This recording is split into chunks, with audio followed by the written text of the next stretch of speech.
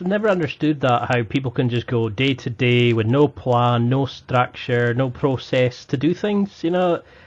My job is so complicated before I even start because there's so many processes, so many things, so many signatures, all these kind of things.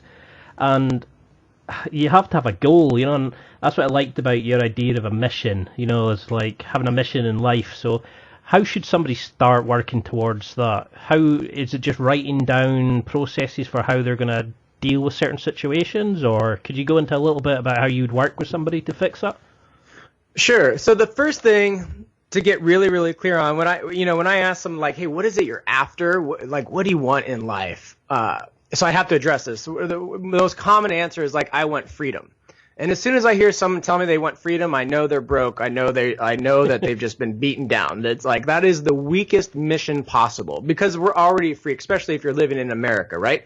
You got freedom. That jail cell door was closed by the individual so that they don't have to try or change or do something different.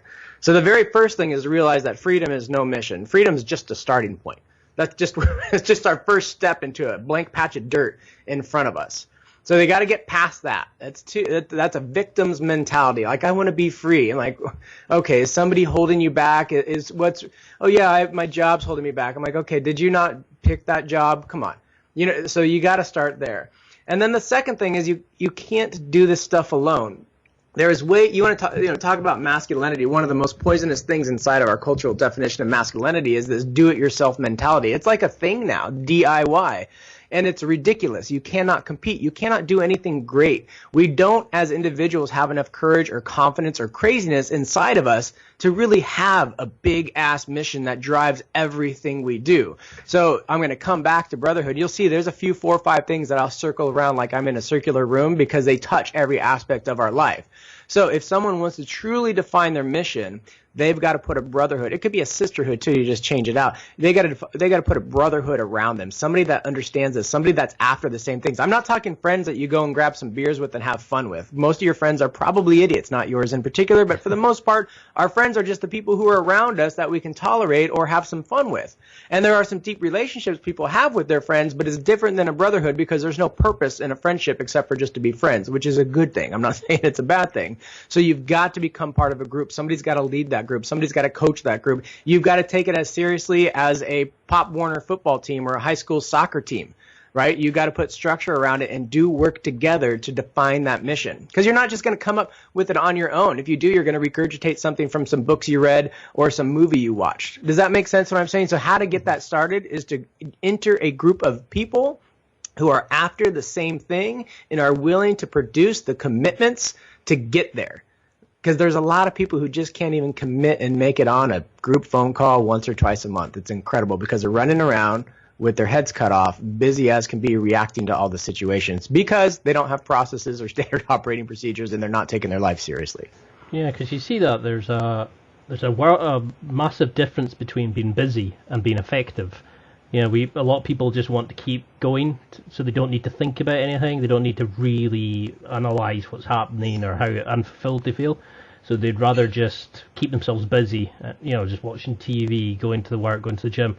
And how can somebody start working towards building those friends? Do you look for like groups of mindfulness, or do you look to learn new skills in the area that you want to develop, or how can somebody start developing that brotherhood? That's a tough one. So our natural inclination is to like, okay, I got to look for or find this group. Yes, they are out there, but I think they're very, very few and far between. So the idea of looking for and finding them is very, very difficult. So another way to look at it is I need to produce this group. I need to create this group. And that's when you intentionally define it. And you intentionally talk to people. You intentionally enroll them. You know what I mean? You got to sell them into your own group. You really do. That's why sales is a fundamental thing. You got to inspire people to come. And it's a very difficult thing to do. I literally had to write a book, get thousands and thousands and thousands of followers and email lists, create a philosophy, put it together, and build the team, build that brotherhood from scratch. I interviewed people for almost 30 days. Just to pick, I do 7-man groups, so I tell people, I'm like, okay, I spent 30 days interviewing the other 6 guys. And that's after having been in the Navy, the Marine Reconnaissance, SEAL Sniper Instructor, SEAL Instructor. I mean, that's a lot of experience and time. So it's a very, very difficult thing to do. So yeah, either find one that's out there, really difficult. I don't know of any, or produce one. I know that's not super, it's not like super inspiring, but you're up against it. And the good groups, here's the thing. And if there are brotherhoods out there that are kicking ass, they're not looking for anyone. They're not after anyone. They're doing their thing.